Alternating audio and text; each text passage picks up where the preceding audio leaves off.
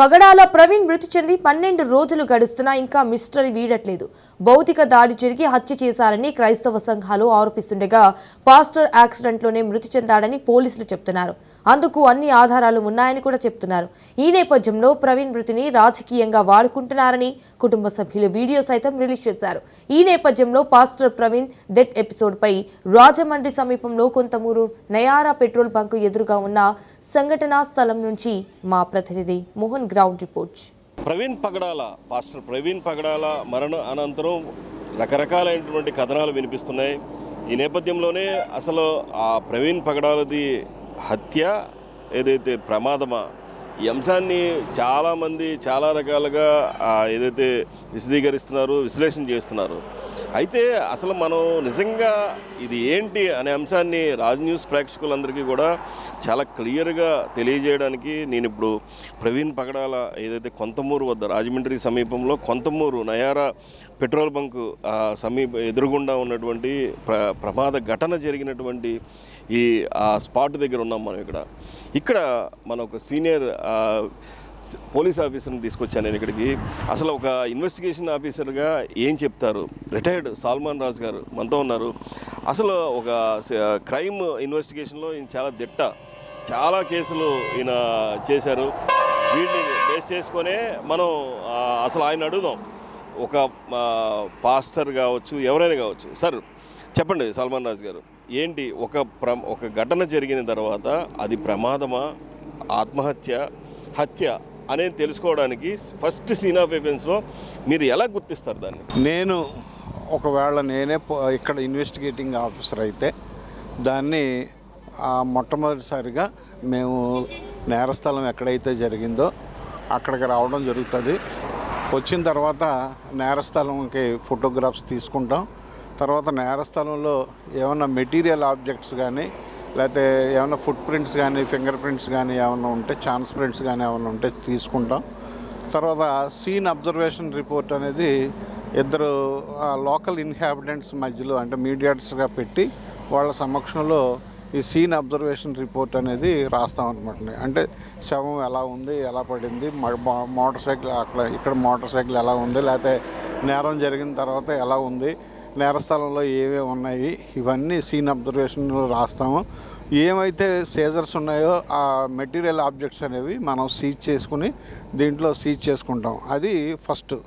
తర్వాత second step ఏంటంటే ఇక్కడ ఈ ఇన్సిడెంట్కి వచ్చేటప్పటికి, ఎందుకంటే ఈ ట్రాఫిక్ బాగా బిజీ లొకాలిటీ కాబట్టి ఇమ్మీడియట్లీ డెడ్ బాడీని షిఫ్ట్ చేయడం జరిగింది, హాస్పిటల్కి షిఫ్ట్ చేయడం జరిగింది.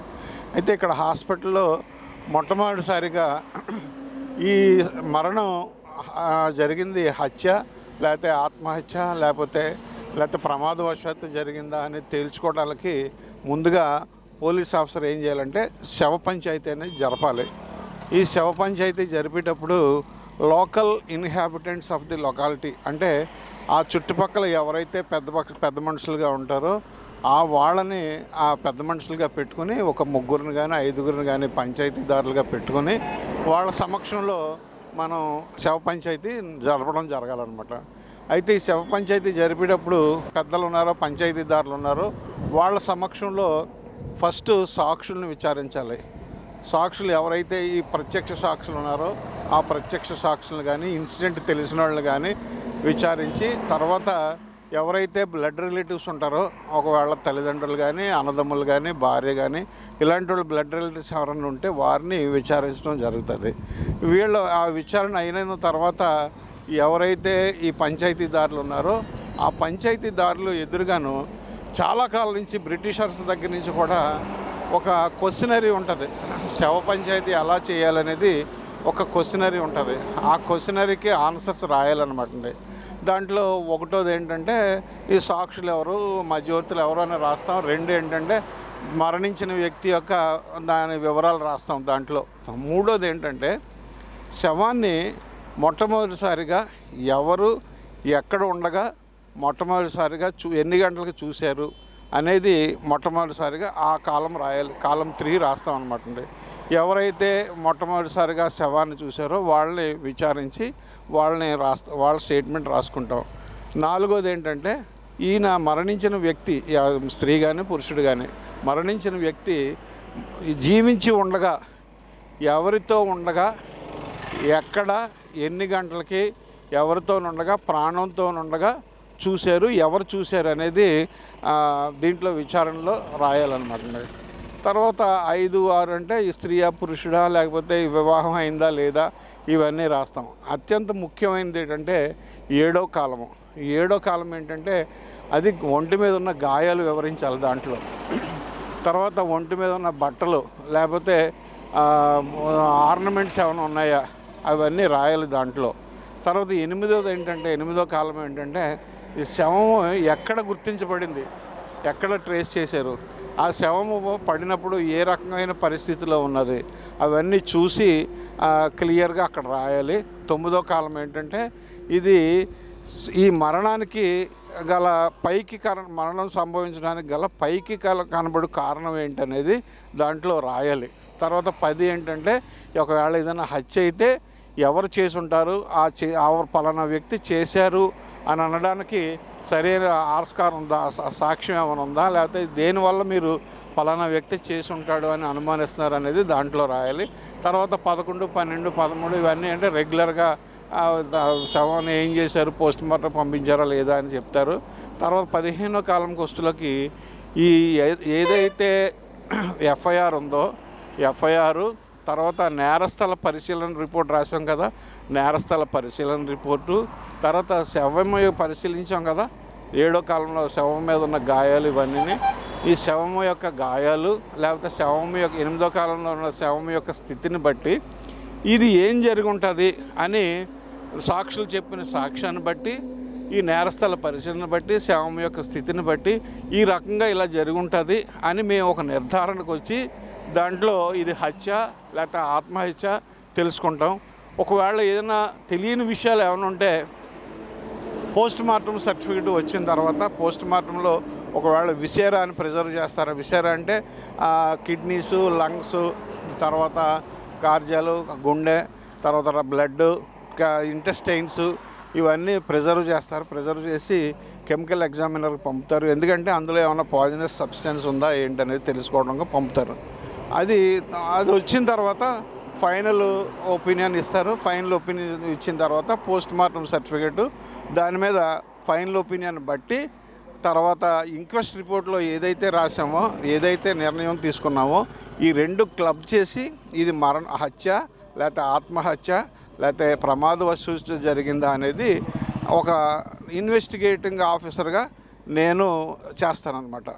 అయితే మనం పాస్టర్ ప్రవీణ్ పగడాలది మనం చూసుకుంటే ముందు ఏదైతే ప్రమాదం అన్నారు, తర్వాత కొంతమంది క్రైస్తవ సోదరులు కావచ్చు, వాళ్ళందరూ కూడా ఫాలోవర్స్, ప్రవీణ్ పగడాల్ గారు ఫాలోవర్స్ కావచ్చు, వీరందరూ కూడా ఇది ఖచ్చితంగా హత్య అని అనడంతో సస్పీషియస్ డెత్గా కేసు నమోదైనట్టు పోలీసులు చెబుతున్నారు. దట్టు పోలీసు కూడా ఈ ఎఫ్ఐఆర్ని ఎందుకు అంత లేట్ చేయాల్సి వచ్చింది, దాంట్లో ఎవరిది నిర్లక్ష్యం అంటారు, ఎవరిది కరెక్ట్ అంటారు? ఇందులో యాక్చువల్గా మీరు ముందుగా పాస్టర్ ప్రవీణ్ గారు అన్నారు, పాస్టర్ ప్రవీణ్ పగడాల అన్నారు. యాక్చువల్గా అయితే ఈయన పాస్టర్ గారు కాదు, ఈయన సువార్థికుడు, అంటే ఇవాంజలిస్ట్ అనమాట. Evangelist and missionary, Christian missionary. ఈయన అసలు పాస్టర్ గారు కాదు. ఎందుకంటే మామూలుగా మన రెగ్యులర్ భాషలో చెప్పాల్సి వస్తే పూజారికి ప్రవచనకర్తకి ఎంత తేడా ఉంటుందో అంత తేడా అనమాట. మన రెగ్యులర్ భాష ప్రకారం ఈయన ప్రవచనకర్త మాత్రమే కానీ పూజారి అర్చకుడు కాదు, ఈయన పాస్టర్ గారు కాదు. తర్వాత రెండో విషయం ఏంటంటే మీరు అడిగిన ప్రశ్నకి ఇది ఎఫ్ఐఆర్ ఎందుకు డిలే అయింది ఇవన్నీ అడుగుతున్నారు మీరు. అయితే ముందుగా అక్కడ నన్ను చాలామంది అక్కడికి వచ్చిన, ఎందుకంటే నేను 9 గంటలకి 9:15కి వెళ్ళాను. నేను అక్కడ 9:15, 9:30కి వెళ్ళాను. గవర్నమెంట్ హాస్పిటల్ దగ్గరికి వెళ్ళాను. గవర్నమెంట్ హాస్పిటల్ దగ్గరికి వెళ్తే అంబులెన్స్లో ఈ ప్రవీణ్ పగడాల్ గారి డెడ్ బాడీ ఉంది. ఎందుకంటే ఆయన నాకు పర్సనల్గా పరిచయం ఉంది కాబట్టి నేను ఆయన మీద ఉన్న ఆ ప్రేమ కొలిది నేను అక్కడికి వెళ్ళడం జరిగింది. అక్కడికి వెళ్ళిన తర్వాత చాలా టైం వరకు అక్కడ గాయాలు ఎలా ఉన్నాయంటే పెదాలు 2 కట్ అయిపోయి, నిలువుగా కట్ అయిపోయి, ఏదో ఒక గొడ్డలతో నరికినట్టు లేకపోతే ఏదైనా బలమైన షార్ప్ ఎడ్జ్డ్ వెపన్తో నరికినట్టుగా అక్కడ కనబడితే బ్లీడింగ్ అనమాట, మొత్తం ఫేస్ అంతా నలిగిపోయి ఉంది. సరే నేను కూడా మొట్టమొదటి ఏమనుకున్నానంటే ఇది ఏమన్నా హత్యేమో, ఎందుకంటే అది ఆ ఏరియాలో ఎక్కువ ఈ కొంతమంది బ్లేడ్ బ్యాచ్ ఇలాంటి 4th బ్రిడ్జ్ ఆ ఏరియాలో కొంత ఈ ప్రాపర్టీ అఫెండర్స్ రాబరీస్ చేస్తుంటారు, అలా జరిగి ఉంటుందేమో అని ముందుగా అనుకున్నాను నేను. అయినా కానీ మా వాళ్ళు అడిగినా సరే నేను చెప్పుకోకుండా, నేను ఏమీ చెప్పలేనప్పుడు, ఎందుకంటే నేరస్థలం చూడకుండా ఒక పోలీస్ ఆఫీసర్ తన ఒపీనియన్ చెప్పకూడదు, కాబట్టి నేను నేరస్థలం చూసి వచ్చిన తర్వాత మీకు చెప్తాను అని అక్కడ చాలామంది క్రిస్టియన్ లీడర్స్ నన్ను అడిగితే, సరే నేను అక్కడి నుంచి నేరస్థలంకి రావడం జరిగింది. నేరస్థలంకి వచ్చిన తర్వాత ఏదైతే ప్రమాదంలో ఇన్వాల్వ్ అయిందో మోటార్ సైకిల్ ఆ నేరస్థలంలో ఉంది. ఆ రెడ్ పాయింట్ ఉంది కాబట్టి ఆ రెడ్ పాయింట్ దగ్గర మోటార్ సైకిల్ పడి ఉన్నది. తర్వాత ఇక్కడ ఒక చెక్క ముక్క, బ్లడ్ స్టెయిన్స్ ఉన్న చెక్క ముక్క ఇక్కడ ఒకటి, అక్కడ ఒకటి చెక్క ముక్క ఉంది. తర్వాత ఈ మోటార్ సైకిల్ తిరగబడి ఉంది, ఫేసింగ్ అటు ఉంది. అయితే అప్పటికే మన పోలీసు వచ్చి దాన్ని రివర్స్ ఆ డెడ్ బాడీ తీసేటప్పటికి అప్పటికే తీశారు. కాబట్టి యాక్చువల్గా నాకు వచ్చిన ఫొటోస్ని బట్టి డెడ్ బాడీ దాని కింద ఉంది, దాని మీద మోటార్ సైకిల్ పడి ఉంది. మోటార్ సైకిల్ పడిన తర్వాత ఆ పైన గార్డు ఉంటుంది కదా, స్టీల్ గార్డు, ఆ స్టీల్ గార్డు, అది కాళ్ళకి గార్డు అడ్డంగా ఉంటుంది, స్టీల్ గార్డు. ఇంజిన్ మీద కూడా బ్లడ్ స్టెయిన్స్ ఉన్నాయి, అలాగే చెక్క మీద బ్లడ్ స్టెయిన్స్ ఉన్నాయి, ఇక్కడ కూడా చెక్క మీద కొంచెంగా బ్లడ్ స్టెయిన్స్ ఉన్నాయి. మరి ముఖ్యంగా మనం అబ్జర్వ్ చేయాల్సింది ఏంటంటే, ఇక్కడ రూఫ్ కాంక్రీట్కి వేసే 1/4 చిప్స్ ఇక్కడ ఉన్నాయి, కంకర. ఇది మాత్రం బాగా అర్థం చేసుకోండి. 1/4 చిప్స్ ఇక్కడ రూఫ్ వేసే చిప్స్ ఇక్కడ ఉన్నాయి.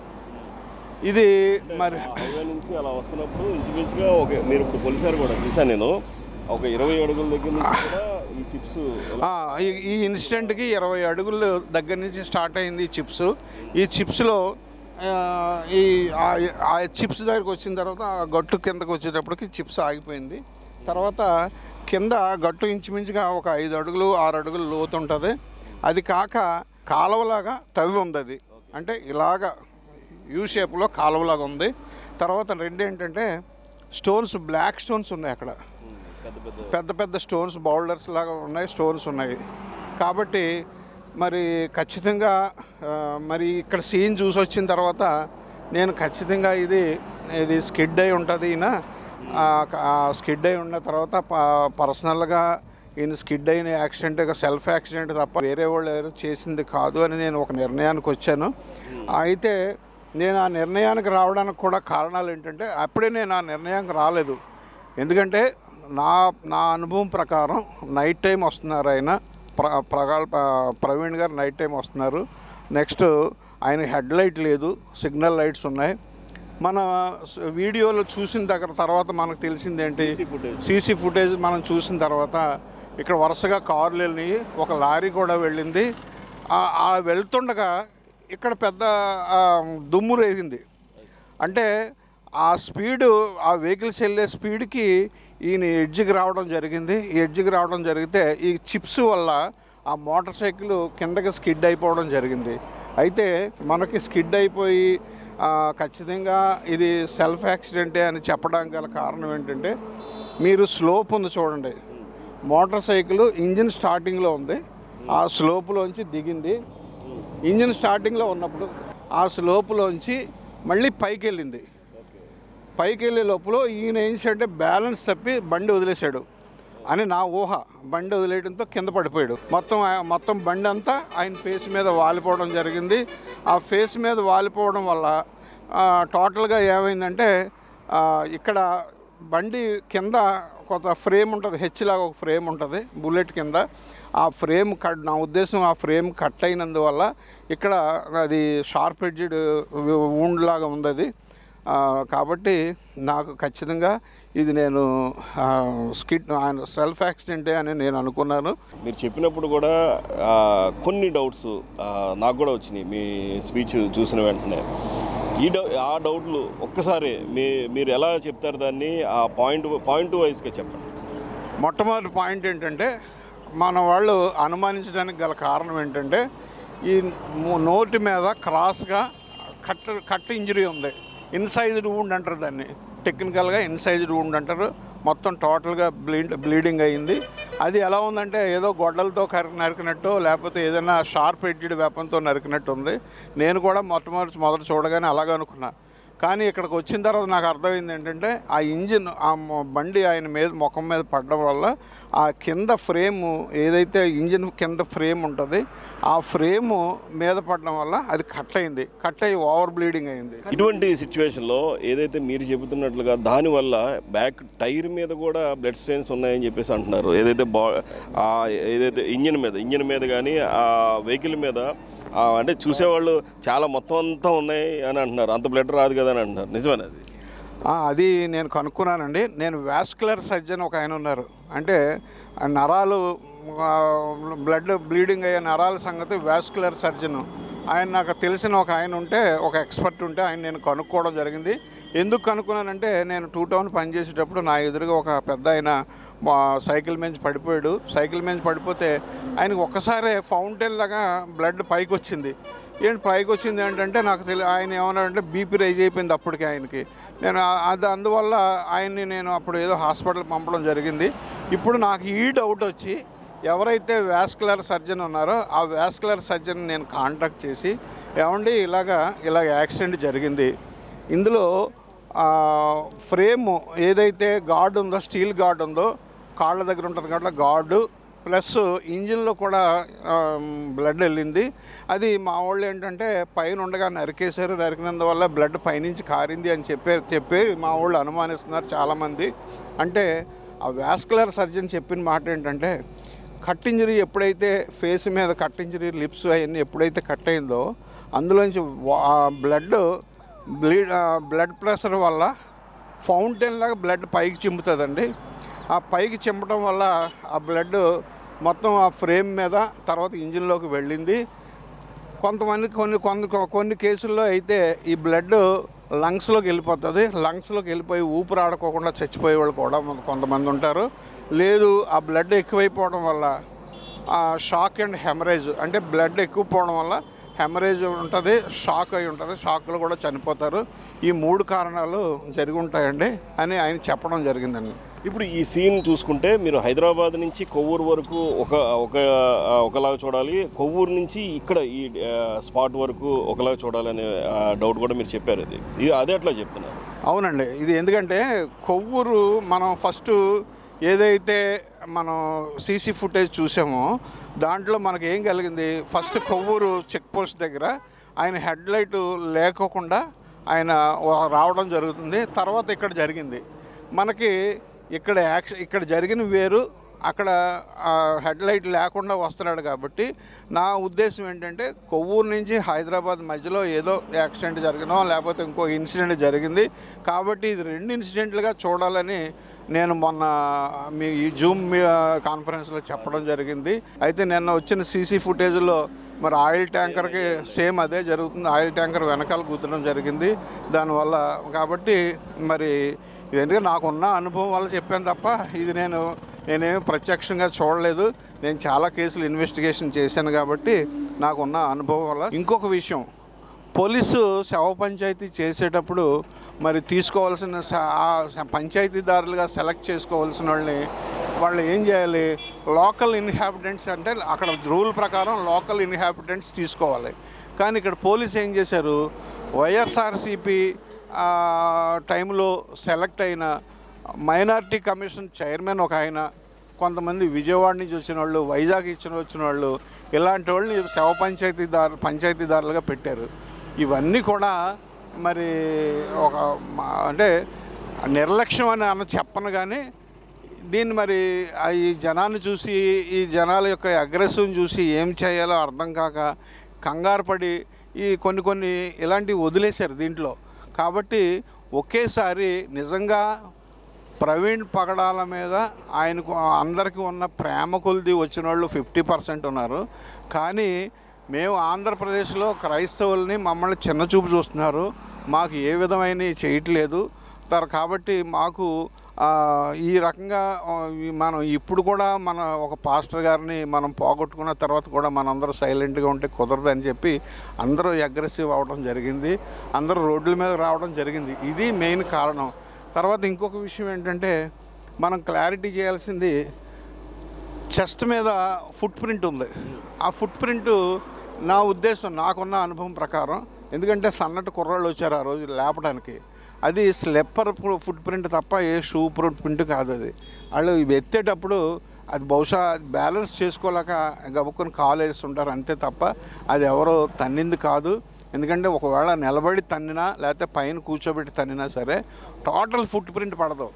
అయితే ముందు టూ అన్న పడుతుంది, లేక వెనకాల బాటం అన్న పడుతుంది, రెండిట్లో ఏదో ఒకటి చేస్తుంది. అంతేగాని టోటల్ ఫుట్ ప్రింట్ ఉంది కాబట్టి మనం ప్రాక్టికల్గా ఆలోచిస్తే ఇది ఖచ్చితంగా ఆ ఫుట్ ప్రింట్ మీకు ఇది అయింది. తర్వాత 2 చెక్క మీద బ్లడ్ స్టెయిన్స్ ఉన్నాయి, ఆ చెక్కతో కొట్టి చంపేశారని కొంతమంది అంటున్నారు. చెక్కతో కొట్టి చంపాలంటే, చెక్కతో నిజంగా కొట్టి ఆయనకి ఆ గాయం చెక్కతో కొట్టినందువల్ల జరిగింది అని అంటే, ఇక్కడ వెహికల్ ఇటు నుంచి వస్తుంది, ఆయన మోటార్ సైకిల్ ఇటు నుంచి వస్తుంది. మోటార్ సైకిల్ ఇటు నుంచి వస్తున్నప్పుడు నేను కొట్టాలంటే రైట్ సైడ్ నుంచి ఇలా కొట్టాలి, కానీ మనం ఇక్కడి నుంచి కొట్టాలంటే లెఫ్ట్ సైడ్ నుంచి కొట్టాలి. అంటే ఆ రైట్ సైడ్ నుంచి కొట్టాలంటే అటు నుంచి చూడాలి తప్ప, అటు నుంచి కొట్టాలి తప్ప ఇటు నుంచి కొట్టడానికి ఉండదు. కాబట్టి తర్వాత రెండో విషయం ఏంటంటే, చెక్క ఎడ్జ్ మీద ఎక్కడా కూడా బ్లడ్ స్టెయిన్స్ లేవు, కేవలం మధ్యలోనే ఉన్నాయి. కాబట్టి అది చెక్క ఆయుధం, మరణానికి సంబంధించిన ఆయుధం కాదు. ఖచ్చితంగా దాని మీద నేను చెప్పగలను. ప్రభుత్వాన్ని అనుమానించడానికి ఆస్కారం మనమే ఇచ్చాం. ప్రభుత్వ అధికారులు ఈ క్రైస్తవులకి అనుమానించడానికి ఇదే కారణం.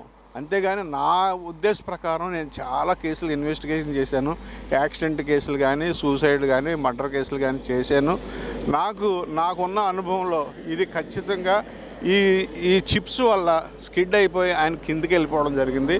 కిందకి వెళ్ళిపోయి బ్యాలెన్స్ చేసుకోలేక ఆయన కింద పడిపోయాడు.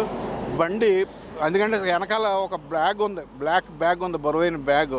బండి స్టార్టింగ్లో ఉండి పైకి వెళ్ళి మళ్ళీ కిందకు వచ్చి ఆయన ఫేస్ మీద పడిపోయింది. ఆ ఫేస్ మీద పడిపోవడం వల్ల కింద బండి, బుల్లెట్ బండి, తక్కువ బండి బరువు ఉండదు కదా, 10 మంది అయినా ఎత్తలేము దాన్ని. ఇప్పుడు మనోళ్ళు ఏదో సోదరులు చెప్తున్నట్టు ఆ బుల్లెట్ని తీసుకొచ్చి దాని మీద పెట్టారు అంటే ఎవరి తరం కాదు. అది బుల్లెట్ తీసుకుని దాని మీద పెట్టాలంటే ఒక క్రేన్ రావాలి. మనుషులను తీసుకొచ్చి అక్కడ క్రేన్ పెట్టే అంత అవకాశం లేదు. అది ఇంచుమించుగా 250-300 కేజీల పైనే ఉంటుంది అది. కాబట్టి అనవసరమైన అపోహలు దారి పెళ్ళొద్దు. మొన్న వచ్చి రెచ్చగొట్టిన వాళ్ళందరూ కూడా అదర్ దాన్ లోకల్స్, రాజమండ్రి క్రైస్తవులు ఎవరు దాంట్లో అందరూ ప్రశాంతంగా వాళ్ళ పనులు వాళ్ళు రావడం, వాళ్ళ కండోలెన్స్ చెప్పడం జరిగింది తప్ప అగ్రెసివ్గా మాట్లాడింది ఎక్కువ other than Christians, other than Rajahmundry pastors, ఎక్కువ ఇండిపెండెంట్ చర్చెస్. కారణం ఏంటంటే ఈ సర్వేలు ఇవన్నిటికి భయపడి మాకు ఏదో జరిగిపోతుంది, మాకు ఏదో అపకారం జరుగుతుంది అనే ఆలోచనతో ఈ ఇన్సిడెంట్ని వాళ్ళు ఒక ఆధారంగా, ఆయుధంగా తీసుకుని చేయడం జరిగింది. ఇది మనం చూసుకుంటే ఏదైతే ఖచ్చితంగా ఇది ఏమిటి అనేది ఒక క్లారిఫికేషన్ అనేది డెఫినెట్గా అది పోలీసులు ఆ ఇన్వెస్టిగేషన్ చేసి, ఇన్వెస్టిగేషన్ తర్వాత మనం ఏదైతే ఇది హత్య, ఏదైతే ప్రమాదమా, ఈ అంశాన్ని మనం తెలుసుకోవచ్చు. వాళ్ళు చెప్పే వరకు కూడా వెయిట్ చేయాలి. బట్ ఎన్నో కేసులను ఛేదించినటువంటి ఈ క్రైమ్ ఇన్వెస్టిగేషన్లో చాలా ప్రసిద్ధి చెందినటువంటి రిటైర్డ్ సిఏ సాల్మన్ రాజ్ గారు ఇప్పటిదాకా మనకు చెప్పినట్లు ఇదంతా కూడా టోటల్గా ఈ ప్రవీణ్ పగడాల యొక్క ఏదైతే ఆ దారి, ప్రయాణించిన దారి అయితే ఉందో, కొవ్వూరు టోల్గేట్ దగ్గర నుంచి ఇప్పుడు మనం ఆ స్పాట్ దగ్గర ఉన్నాం, కొంతమూరు నయారా ఆ బ్యాంక్ ఆపోజిట్లో జరిగినటువంటి ఈ సంఘటన. ఇక్కడ మనం చూసుకుంటే ఏదైతే చాలామంది కూడా ఈ చిప్స్ని ఎవరు కూడా ప్రస్తావించట్లేదు, కానీ చిప్స్ వల్లే ఎక్కువగా ప్రమాదం జరిగే అవకాశం ఉంది. బట్ నేషనల్ హైవే అథారిటీస్ వారు ఇప్పటికీ కూడా స్పందించకుండా ఇవి అలాగే వదిలేశారు. వాటిని కూడా ఇమీడియట్గా ఒక స్టాండ్ తీసుకోవాలి, పోలీసులు ఆ రకంగా ఇన్స్ట్రక్షన్స్ కూడా ఇవ్వాలి. ఈలోపు జరిగినటువంటి ఈ సంఘటన అంతా కూడా మనం క్లియర్గా మినిట్ టు మినిట్ ఎక్స్ప్లెయిన్ చేయించాం. ఏదైతే సాల్మన్ రాజ్ గారు చెప్పినట్లుగా ప్రస్తుతం ప్రవీణ్ పగడాల యొక్క గ్రౌండ్ రిపోర్ట్ ఇక్కడ ఏదైతే ఉందో ఈ సీన్ ఆఫ్ డెత్ ఎక్కడైతే జరిగిందో ఇదంతా కూడా మనం చూసుకోవచ్చు. ఇదంతా కూడా మనం గ్రౌండ్ రిపోర్ట్గా తీసుకోవచ్చు. బట్ చివరిగా ఒక్కొక్క డౌట్ నాకు మళ్ళీ వచ్చింది. ఇప్పుడు ఇది పోస్ట్మార్టం రిపోర్ట్ ఇంత లేట్ ఎందుకు జరుగుతుంది, అసలు పోస్ట్మార్టం రిపోర్టు ఏం రాబోతుంది, ప్రైమరీగా నిజంగా ఇంత లేట్ అయ్యే అవకాశం ఉందా చెప్పండి. జనరల్గా అయితే ఏంటంటే ఇంజురీస్ని బట్టి పోస్ట్ మార్టం రిపోర్టు వెంటనే 1 డేలోనే వెళ్ళిన కానిస్టేబుల్కే తిరిగి ఇవ్వాలి. కానీ ఇది కొంచెం సీరియస్ ఇన్సిడెంట్, కొంచెం సెన్సిటివ్ ఇన్సిడెంట్ కాబట్టి ఇందులో ఇంజరీస్ నోట్ చేసి ఉంటారు ముందు. ఎందుకంటే ప్రిలిమినరీ పోస్ట్ మార్టం రిపోర్ట్ రాకోకుండా విసేరాని ఫారెన్సిక్ ల్యాబ్కి పంపడానికి జరగదు. Already preliminary post mortem report వచ్చి ఉంటుంది. వచ్చిన తర్వాత మాత్రమే ఈ ఫారెన్సిక్ ల్యాబ్కి ఏదైతే విసేరా అంటే చెప్పాను కదా ఇందాక లంగ్స్ గింగ్స్ అన్నీ పంపించుంటారు. తర్వాత ఇక్కడ సైలెన్సర్ కాలిన గుర్తోటి ఉంది తొడ మీద ఒకటి, అది సైలెన్సర్. కొంతమంది ఏంటంటే ఆ ఫ్యాంట్ కాలిపోవాలి కదా, ఫ్యాంట్ కాలలేదు అంటున్నారు. అది ఎందుకంటే అది రా కాదు కాబట్టి సైలెన్సర్ హీట్ వల్ల కింద లోపల తొడ మీద ఆయనకి స్కిన్ గాయం జరిగింది. దాన్ని కూడా పెథాలజీకి పంపించారు. అది ఆ ఇంజరీ ఏంటని చెప్పి అది రావాలి.